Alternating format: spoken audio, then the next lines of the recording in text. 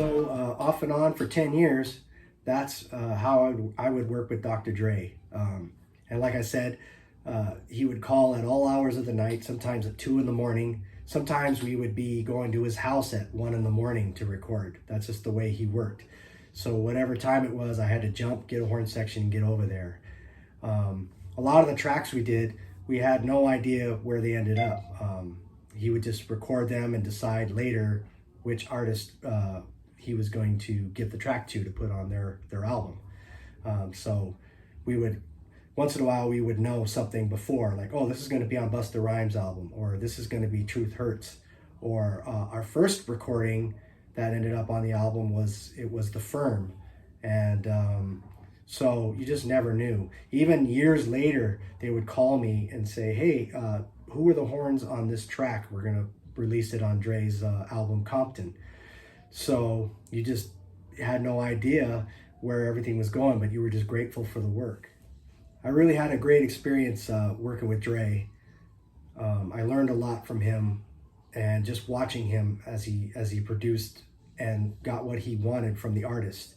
Most of the time I would come into sessions at the end of whatever he was doing, because I would be there just to do the horn stuff, but sometimes I would stay and watch him record afterwards too, and doing stuff, maybe it was bass or guitar or whatever. So I would learn a lot by watching how he worked. He was very specific and very detailed and knew what he wanted, but mostly he was going off of feel, which a lot of good producers do. They just, if it doesn't feel right, then they do it again until it does. So there was a lot of good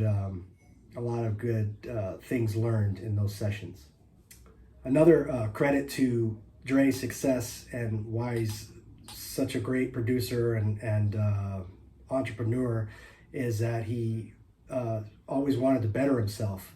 And in my experience with him, he wanted to take music lessons. He was taking piano lessons. He was, I think he was taking guitar lessons. I'm not sure. But he also wanted to take a trumpet lesson. So he asked me if I would go down there to his house and give him a trumpet lesson. And I remember when I was talking to him at the studio about it, and I was pretty in shock to hear him ask me that. So the first thing I said back to him was yeah, sure, of course. Hey, do you have a trumpet?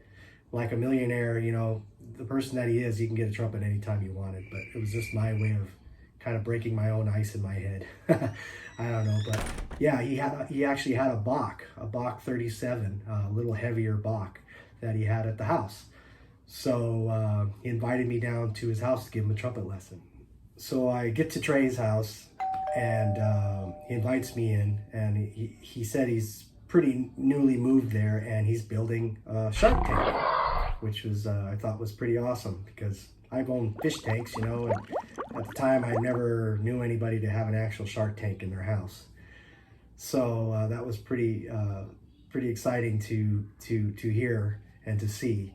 But anyway, I came in there, and I had a sample CD of a bunch of different trumpet players for him to check out, because it might have been overkill, but for him to hear Cat Anderson or Clifford Brown or Lee Morgan, just to see the varieties of what different great trumpet players and musicians brought to their instruments wouldn't hurt him.